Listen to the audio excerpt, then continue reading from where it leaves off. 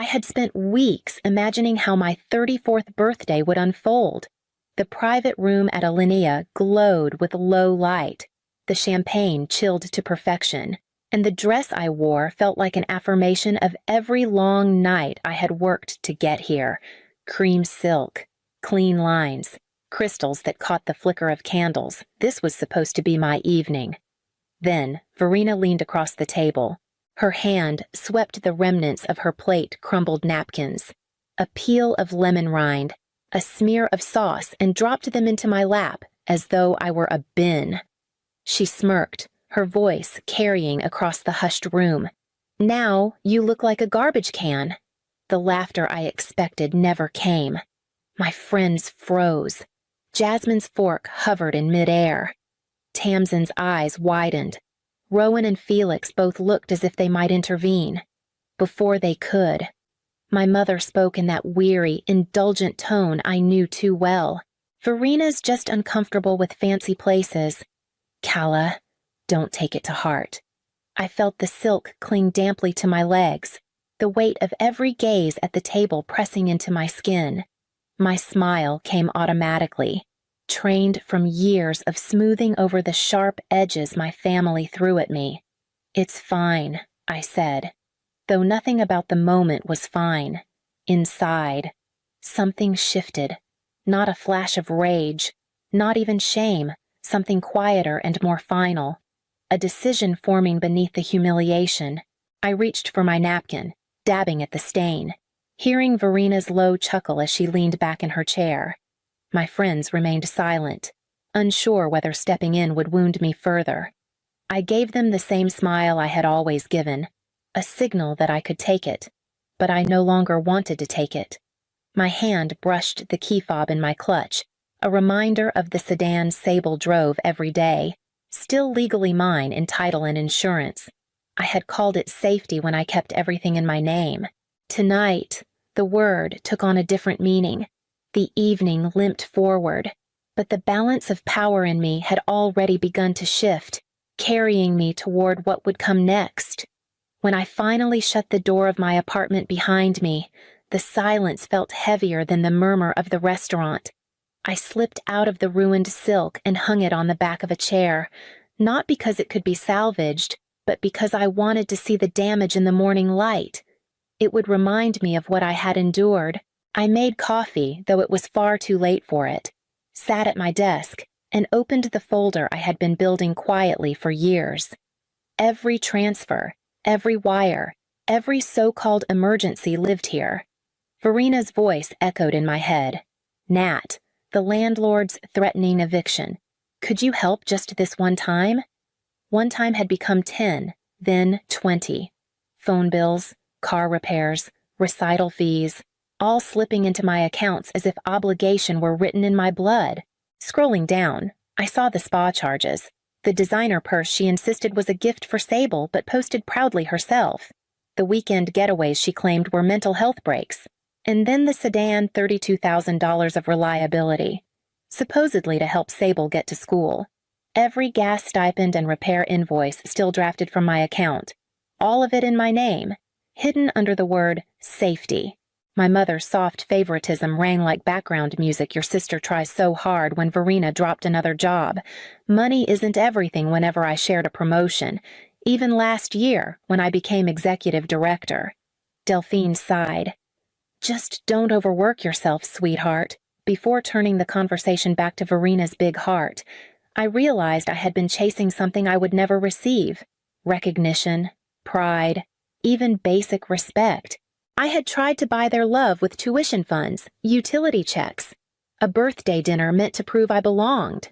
The spreadsheet glowed back at me, line after line of proof. Not generosity anymore, not kindness, just a ledger of how thoroughly I had allowed myself to be diminished. And staring at those numbers, I knew it was time to close the account in more ways than one. The morning after, I reached for my phone before I even poured coffee. The first thing I saw was a notification Sable had posted new photos.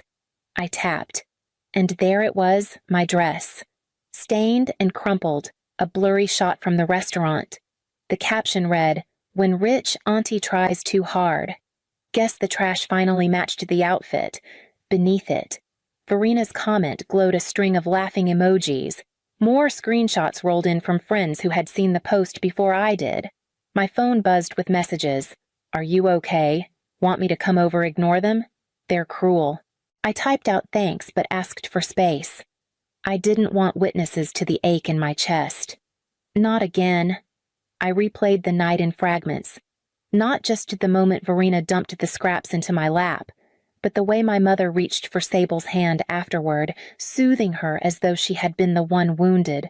The way Verina leaned back in her chair, triumphant, measuring her importance by the silence she forced from everyone else. The pattern stretched back years. Every award I earned, every promotion, every milestone diminished or dismissed.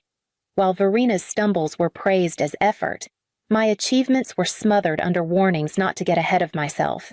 And I had accepted it, quietly handing over money, favors, and pieces of myself, hoping someday they would see me. Across the room, my gaze landed on the sedan's key fob hanging on its hook by the door. It gleamed faintly in the light, an object that seemed small but carried the weight of years of avoidance. That car was mine on paper, mine in truth. Yet in practice it had become Sable's entitlement.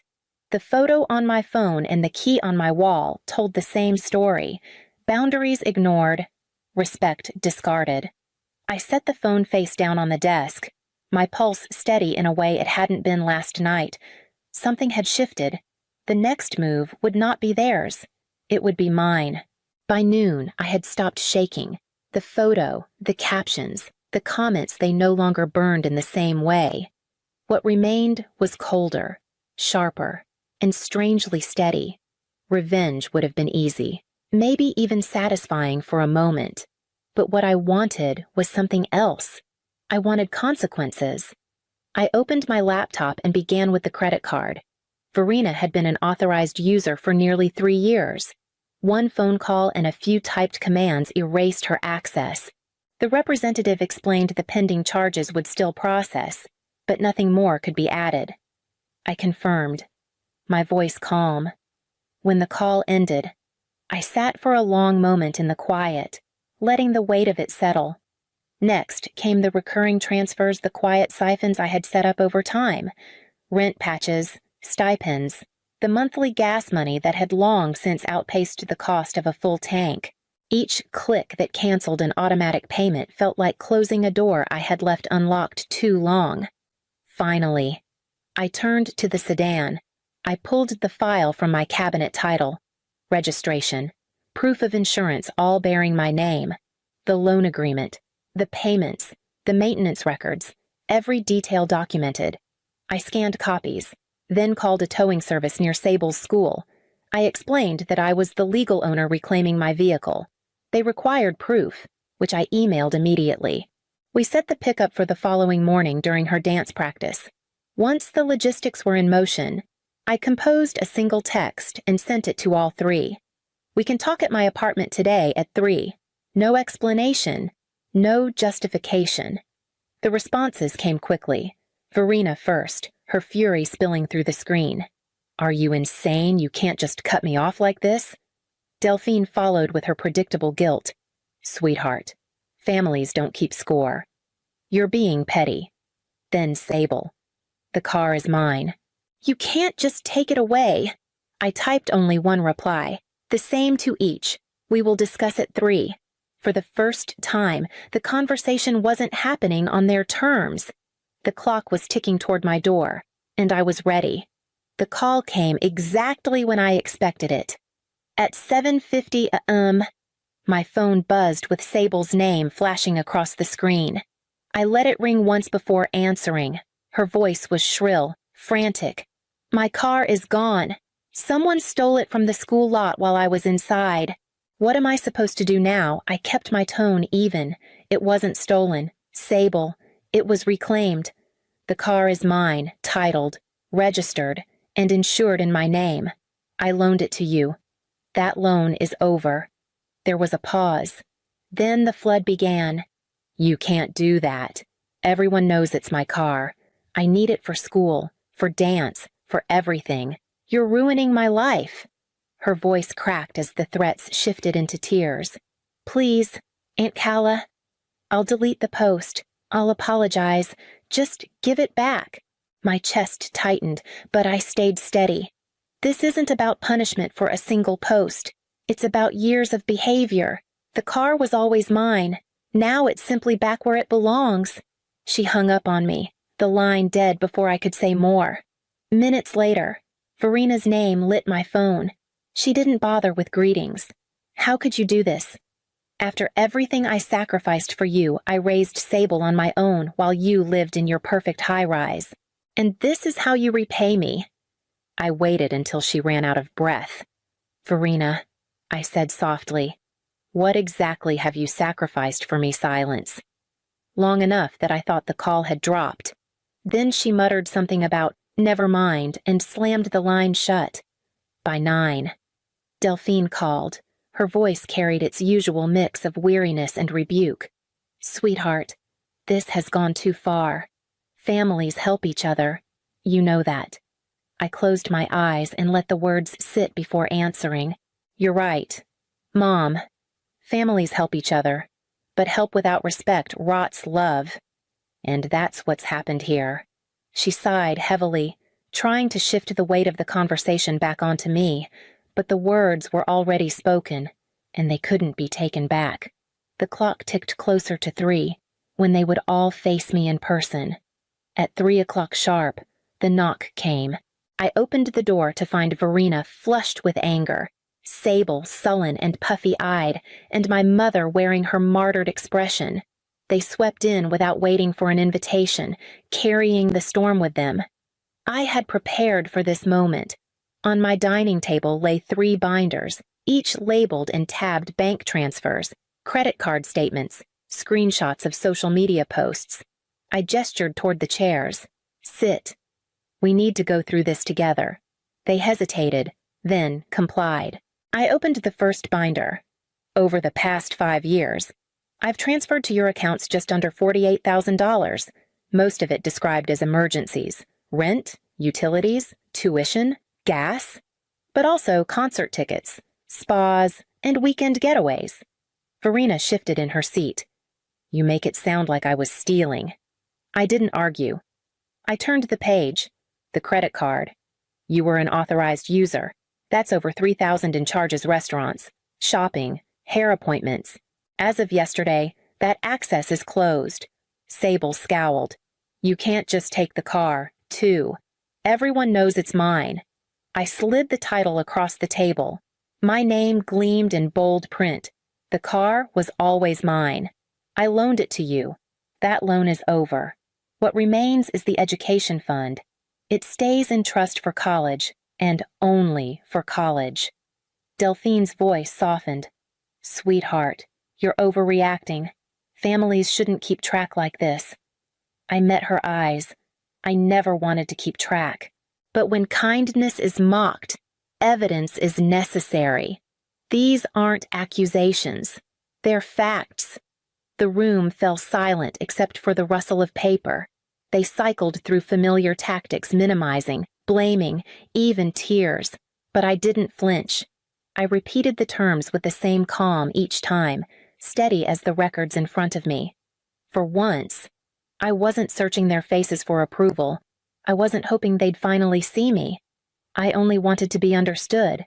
The silence stretched until even their protests lost force, leaving the weight of numbers between us as the only truth. The silence broke with Verina's voice, sharp as glass.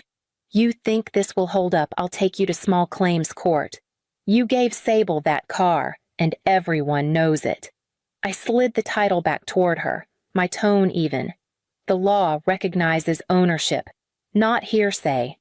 My name is on the papers. Any court would see that." Sable leaned forward, fury shaking her voice. "Then I'll expose you online. Everyone will know what kind of person you are, humiliating your own family for attention." I held her gaze. "Every post you make can be documented. Every lie leaves a trail. If you want your friends to know you lost a car you never owned, that's your choice, but I won't be shamed into silence." Delphine clasped her hands together, her eyes pleading. "Enough of this. Just apologize to one another so we can move on. That's what families do." My chest ached, but I kept my voice steady. "An apology that comes with conditions isn't real. You want me to forget what happened so the money flows again. That's not reconciliation. That's transaction." Verena slammed her hand on the table. "You don't get it. You left home, and I was stuck with Mom. You think you've suffered, but I carried the weight you walked away from." The words hit differently, a raw admission slipping past her anger. I leaned forward. "I left to survive." "You learned to survive by leaning on me. Neither of us got what we needed, but we're old enough to face it now." I slid a folder across the table. "Here's a budget template. Here's a hiring contact in the city. And Sable. The education fund is still yours when you enroll in college, not before. These are bridges, not handouts. But the car and the credit are gone. No one moved. The hour wound down with no truce. No embraces. Only the clarity of what had been broken and what might, one day, be rebuilt. When they finally stood to leave, the binders remained on the table, heavy with proof, while I felt lighter than I had in years.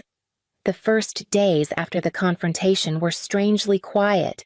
No constant buzz of requests, no late-night crises disguised as emergencies. I half expected the silence to crack open with a new demand, but instead, only echoes filled the space.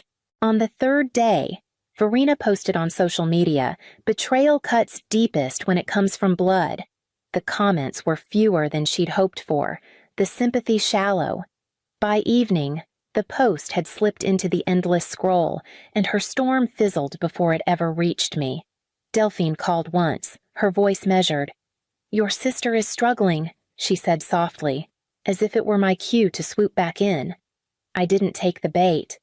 "What is Verena trying this week?" I asked instead. The question caught her off guard, and she quickly ended the call. Then, a different message. "Sable. Just one line. Got a job at the consignment shop." I stared at the words for a long time, weighing their simplicity. My reply was shorter still. "Proud of you." It felt like the first real exchange between us, unclouded by demands. Alone. I began noticing how much of my life had been shaped around proving something. The dinners, the clothes, the curated perfection of my apartment, all designed as evidence of worth to people determined not to see it. I canceled the order for a new designer bag I'd convinced myself I needed, then enrolled in a photography class at the community center instead. The quiet grew, but it wasn't emptiness. It was space. Finally mine. Sturdier than I remembered it could be. And as the weeks unfolded, that silence began to shift into something else. Signs that change, however small, was taking root. By the end of the month, the first cracks in their resistance began to show. Verena, no longer buffered by my transfers, took a second interview at a logistics firm. To my surprise, she got the job office coordinator with steady hours and benefits. She didn't call to announce it, but I heard through Delphine, whose voice carried more relief than complaint for once. Sable, too, started adapting. Without the car, she learned the bus routes and carpooled with classmates. Her texts became brief updates rather than barbs. Saving for school. Looking at in-state programs, dance departments that don't cost a fortune. It was practical in a way I'd never seen from her before. Even my mother shifted in small but noticeable ways. Our weekly calls no longer spun into recitations of Verena's struggles. Instead, she asked about my clients, my photography class, even the weather off the lake. Sometimes she slipped, but I redirected gently, and she followed. Then came the dinner. Just a simple meal at her house, roast chicken, salad, nothing extravagant.